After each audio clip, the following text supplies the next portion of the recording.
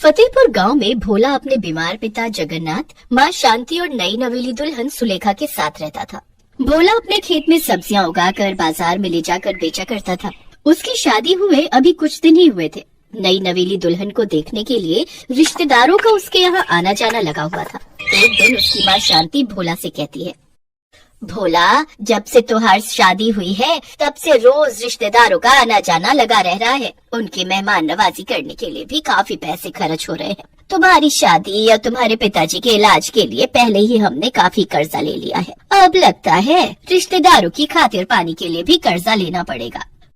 हाँ, बात तो तुम्हारी सही है माँ। सब्जियाँ बेचकर जो भी कमाई होती है वो तो सारी घर खर्च में ही निकल जाती है। ऐसे में कर्जा भर पाना तो मुश्किल हो रहा है। वैसे आपकी बहू गाजर का हलवा बहुत ही स्वादिष्ट बनाती है। एक बार उसके हाथ का गाजर का हलवा खाओगी तो अपनी उंगलियाँ चाटती रह जाओगी। हाँ, मैं तुझसे खर्चे की बात कर रही हूँ और तू गाजर का हलवा खाने की बात कर रहा है। तू कहना क्या चाहता है? मेरे तो कुछ पल्ले नहीं पड़ रहा। यही माँ की अपने खेत में गाजर काफी मात्रा में लगी हुई है। अगर सुलेखा मेहमानों को अपने हाथ का गाजर का हलवा खिलाएगी तो मेहमान सारी मिठाइयों का स्वाद भूल जाएंगे। हाँ, पर क्या ये सही रहेगा? मेरा मतलब है नई नवेली दुल्हन से घर का काम लेना। कमरे के बाहर खड़ी सुलेखा उन दोनों की बातें सुन लेती है और अंदर आकर कहती है, माँ जी, आप बिल्कुल भी चिंता मत कीजिए। मैं मेहमानों के लिए गाजर का हलवा बना दूंगी। सुनिए जी, मैं आपको हलवे के लिए कुछ सामान बता देती हूँ। आप बाजार जाकर ले आइए। तब तक मैं खेत में से गाजर तोड़कर ले आती हूँ। इसके बाद सुलेखा गाजर का हलवा बनाने में जुट जाती है।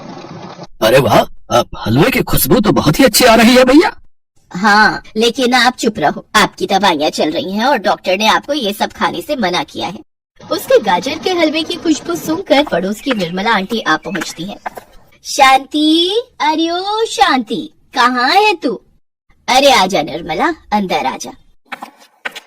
शांति, मैंने सोचा तेरी नई नवेली बहू को देखाती हूँ। वैसे कहाँ है तेरी बहू? और ये हलवे की खुशबू तो बड़ी ही अच्छी आ रही है तेरे घर से। हलवा बना है क्या? हाँ सुलेखा बहू अंदर रसोई में है और वही गाजर का हलवा बना रही है। वो दोनों बातें कर ही रही होती हैं कि तभी सुलेखा प्लेट में हलवे की 2 कटोरियां लिए आती है और शांति और निर्मला को हलवे की कटोरी देती है।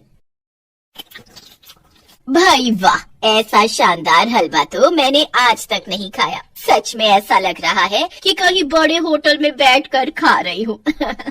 जितनी सुंदर बहू है उतना ही अच्छा हलवा भी बनाया है इसने। ये लो तुम्हारा शगुन, पूरे 251 रुपए हैं।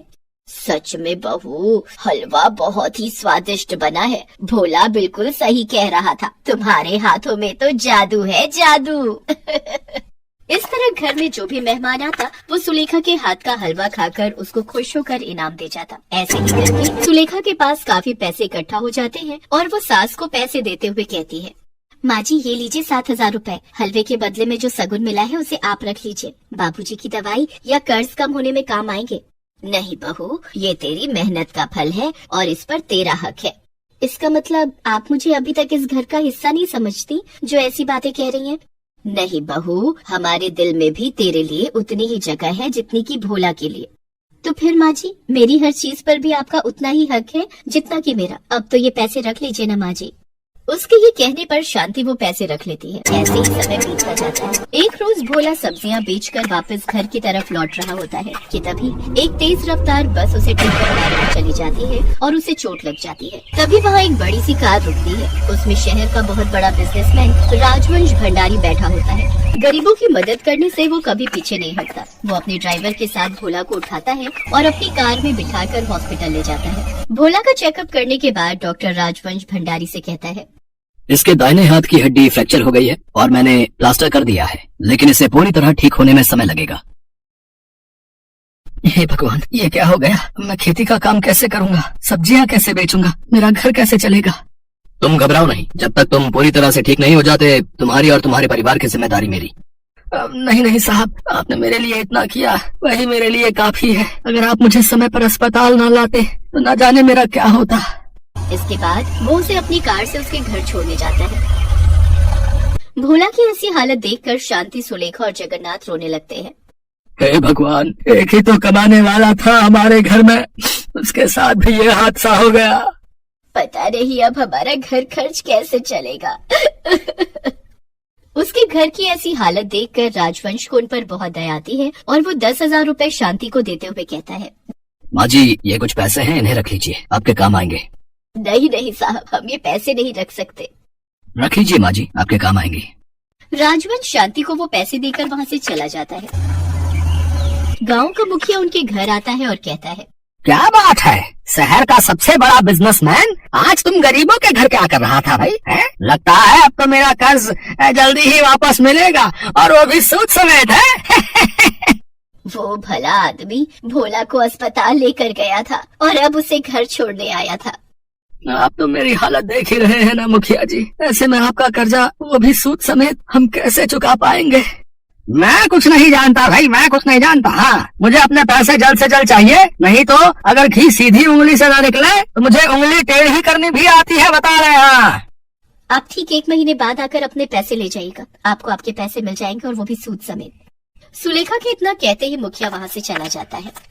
ये तुमने क्या कह दिया बहू, इतने कम समय में इतने सारे पैसों का इंतजाम कैसे होगा? आप चिंता मत कीजिए माँ जी, मैं सब ठीक कर दूँ। अपने खेत में लगी गाजर से हलवा बनाकर मैं गांव-गांव जाकर बेचूंगी और मुझे उम्मीद है कि मुझे उससे अच्छी खासी आमदनी हो जाएगी। फिलहाल मुझे हलवे के लिए राजवंश भाई साहब जो पैसे देकर गए हैं उसमें से कुछ पैसे दे दीजिए, जिससे कि मैं हलवे का सामान ला पाऊँ। लेकिन बहू, तू हलवा बेचेगी कैसे? हमारे पास न तो कोई ठेला, न दुकान और न ही हलवे के लिए बड़े बर्तन।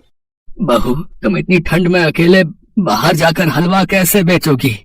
आप सब मेरी चिंता मत कीजिए, इस वक्त मुझे बस आप लोगों के साथ की जरूरत है, बाकी मैं सब संभाल लूंगी। पर इतनी ठंड और कोहरे से तुम कैसे? नहीं नहीं, मेरा मन नहीं मानता।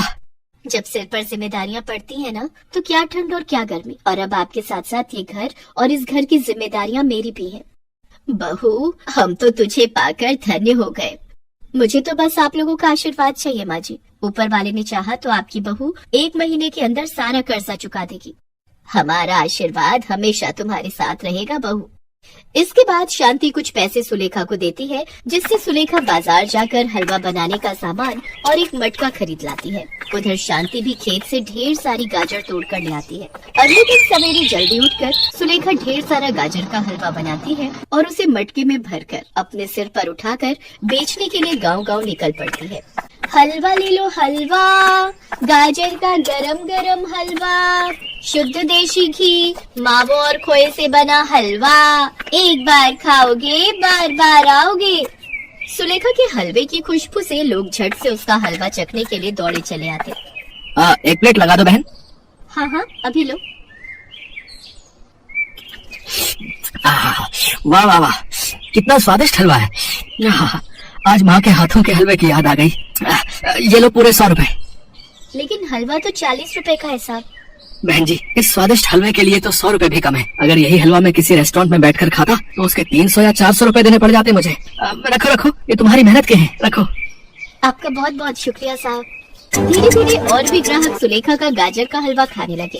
कुछ ही दिनों में वो मटका गाजर हलवा वाली के नाम से मशहूर हो गई। सुबह से शाम तक उसका सारा हलवा खत्म हो जाता, लेकिन ग्राहकों की भीड़ कम होने का नाम नहीं लेती। उसने महीने के अंत तक अच्छे खासे पैसे इकट्ठे कर लिए थे।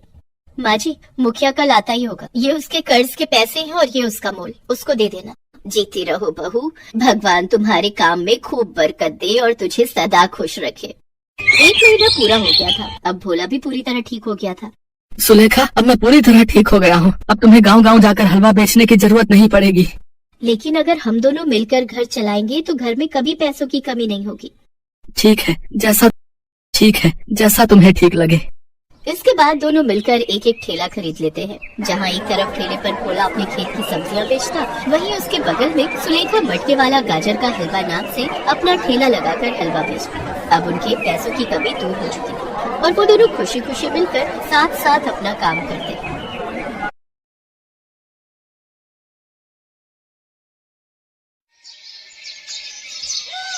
अंकिता एक बहुत ही अच्छे घर की पढ़ी लिखी और चुलबुली लड़की थी। वो खाने की बहुत ही शौकीन थी और किसी भी शादी ब्याह में जाने का कोई मौका अपने हाथ से नहीं जाने देती थी। अंकिता की माँ पूर्णिमा और पिता राजकिशोर दोनों ही अपनी भुक्खड़ बेटी की आदत से बड़े परेशान थे। एक दिन उसके कॉलेज में एक छोटा सा इवेंट होता है, जहाँ अंकिता अपनी दोस्त प्रिया के साथ जाती है। खाने में इस बार कितनी अच्छी अच्छी डिश रखी है, यम्मी। अरे इस लालची लड़की को तो देखो, पूरा ध्यान इसका खाने पर ही है। ऐसा लग रहा है जैसे सारा खाना अंकिता बाहुबली ही खा जाएगी। कहीं तुम मुझे हल्के में तो नहीं ले रही हो? ये जो बाहुबली थाली रखी हुई है ना, इसे मैं 15 मिनट में खत्म कर सकती हूँ। 15 मिनट में। 15 क्या, मैं तुझे पूरे 30 मिनट देती हूँ। तू थाली खत्म करके दिखा मुझे। अंकिता झट से शर्त स्वीकार कर लेती है और 30 मिनट से पहले ही पूरी थाल का खाना खत्म कर देती है। ये देखकर उसके सारे फ्रेंड्स हक्के बक्के रह जाते हैं। इवेंट खत्म होने के बाद सब अपने अपने घर चले जाते हैं। घर पहुंचकर अंकिता को पता चलता है कि आज शाम को पार्टी में जाना है। अंकिता फटाफट रेडी हो जाती है और बोलती है, मॉम डैड कहाँ है आप दोनों? जल्दी चलो ना, लेट हो रहा है। अरे मुझे भूख लग रही है। कितना टेस्टी टेस्टी खाना बना होगा वहाँ, मजे आ जाएंगे आज तो। अंकिता, वहाँ पर खाना खाने पर ना तो थोड़ा कंट्रोल रखना अपना। ओके मॉम, पहले पेट पूजा फिर काम तुझा। इज्जत गई भाड़ में, मैं तो जमकर खाऊंगी। पार्टी में अंकिता अपनी माँ की बात मानकर थोड़ा सा खाना खाकर एक साइड पर जाकर बैठ जाती है। तभी वहाँ पूर्णिमा की फ्रेंड उर्मिला का बेटा अनिकेत आता है और बोलता है, हाय अंकिता। हेलो, आप कौन? माई सेल्फ अनिकेत, उर्मिला जी का बेटा। ओह अच्छा। मैं काफी देर से आपको देख रहा था, आप तब से ऐसे ही बैठी हैं, कुछ खाया भी नहीं है। आपको पार्टी का खाना पसंद नहीं है क्या? मेंटल इंसान, मैं तुझे कैसे बताऊं खाने से कितना प्यार है। मैं सांस लेना छोड़ सकती हूँ मगर टेस्टी डिश खाना नहीं छोड़ सकती। और फिर कहती है, नहीं नहीं ऐसी बात नहीं है। दोनों आपस में बात कर रहे होते हैं और आपस में हंसी मजाक करते हैं। फिर दोनों एक साथ में खाना भी खाते हैं। दोनों की फैमिली उन दोनों को साथ में देखकर बहुत खुश होती है और एक दूसरे से बात करती है। दोनों बच्चे साथ में कितने अच्छे लग रहे हैं ना, क्यों ना दोनों को एक साथ में कर दे। अरे आपने तो मेरे मुंह की बात छीन ली। ऐसे वक्त बीतता जाता है। अनिकेत के परिवार वाले अंकिता के लिए अपने बेटे का रिश्ता लेकर आते हैं। दोनों परिवार वाले अपनी आपसी सहमति से रिश्ता पक्का कर देते हैं। कुछ ही दिनों बाद दोनों की शादी हो जाती है। शादी के कुछ दिन तक तो सब कुछ बिल्कुल ठीक चलता है। अंकिता एक अच्छी बहू की तरह अपनी सारी जिम्मेदारियां संभाल लेती है और उसकी जरूरत से ज्यादा खाना खाने की आदत में कोई सुधार नहीं आता। ऐसे ही एक दिन बहुत सारा खाना बनाकर डाइनिंग टेबल पर रख देती है, जिसे देखकर उसकी सास गुस्से से बोलती है, अरे बहू, बस 4 लोगों का खाना बनाना था और तूने तो पूरे गांव का खाना बना दिया। अब इतना सारा खाना खाएगा कौन? अरे क्या हो गया भाग्यवान, क्यों बेवजह गर्म हो रही हो? पहली बार है, हो गई गलती, माफ कर दो। सभी लोग खाना खाकर अपने कमरे में चले जाते हैं और अंकिता खाना खाने टेबल पर बैठ जाती है और 1 घंटे में ही सारा खाना खत्म कर देती है। जैसे ही उर्मिला वहाँ आती है, वो सारा खाना खत्म देखकर हकी बकी रह जाती है। अरे ओ करम चली, अरे कितने जन्मों से भूखी थी तू, जो सारा खाना 1 घंटे में चट कर गई। देखा माँ जी, कर लिया ना सारा खाना खत्म। मैंने आपको पहले ही कहा था मैं सारा खाना खा लूंगी। मजा ही आ गया खाना खाकर। ऐसे ही कुछ दिन बीत जाते हैं। अंकिता 1 महीने का राशन 1 हफ्ते में ही खत्म कर दिया करती थी। वो रोज अलग अलग तरीके के डिशेस बनाकर अपने लिए एक बाहुबली थाल तैयार करती थी और अकेले ही पूरी थाल चट कर देती थी।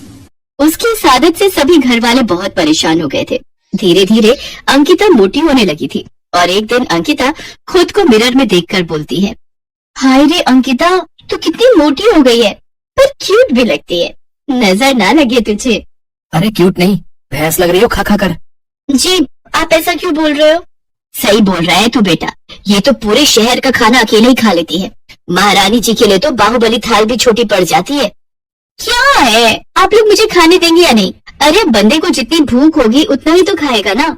अंकिता, खाना खाना अच्छी बात है, पर जरूरत से ज्यादा नहीं। इतना बोलकर अंकिता वहाँ से चली जाती है और अपने खाने की आदत को बनाए रखती है। वक्त बीतता जाता है। देखते ही देखते अंकिता बहुत ही ज्यादा मोटी हो जाती है। उसका उठना और बैठना मुश्किल हो जाता है। ये सब होता देख अनिकेत को बिल्कुल भी अच्छा नहीं लगता और वो अंकिता को सबक सिखाने के बारे में सोचता है। ऐसे ही एक दिन, देखो अंकिता, मैं तुम्हें और नहीं झेल सकता, इसलिए तुम्हारे लिए अच्छा होगा कि तुम मेरे घर से निकल जाओ। पर क्यों अनिकेत, मैंने क्या किया? आप ऐसा क्यों कह रहे हो? नहीं नहीं, मुझे कुछ नहीं सुनना, तुम निकलो बस मेरे घर से। नहीं नहीं अनिकेत, ऐसा मत कहिए, मैं आपसे बहुत प्यार करती हूँ। नहीं नहीं, मुझे कुछ नहीं सुनना, तुम निकलो बस मेरे घर से। वक्त बीतता जाता है। अंकिता खुद को पतला करने के लिए मेहनत करनी शुरू कर देती है। इसके लिए वो रनिंग करती है, एक बैलेंस डाइट भी फॉलो करती है और खुद को फिट कर लेती है। जिसके बाद वो अपने ससुराल वापस जाती है और उसे देखकर उर्मिला और अनिकेत के होश उड़ जाते हैं। अरे गन्ने के जूस की मशीन से निकल कर आई है क्या तू? इतनी पतली हो गई तू तो। सासू माँ मुझे माफ कर दीजिए, मेरी ज्यादा खाने की आदत की वजह से आप सबको बहुत परेशानी हुई, पर अब तो मैंने खुद को मेंटेन कर लिया है। अनिकेत जी, अब तो आप मुझे अपनी लाइफ में एक्सेप्ट करेंगे ना? पागल, मैंने तुम्हें छोड़ा ही कब था? वो सब इसलिए कहा था ताकि तुम्हारी ओवर ईटिंग की आदत से छुटकारा दिला सकूं। आई लव यू मेरी पगली। आई लव यू टू इन नजारा। इस तरह सभी घर वाले अंकिता का दोबारा अपने घर में स्वागत करते हैं और अंकिता अपने साथ साथ सभी की डाइट और फिटनेस का ख्याल रखती है। साथ ही वो सिर्फ और समय पर जितना जरूरी हो उतना ही खाना खाती है।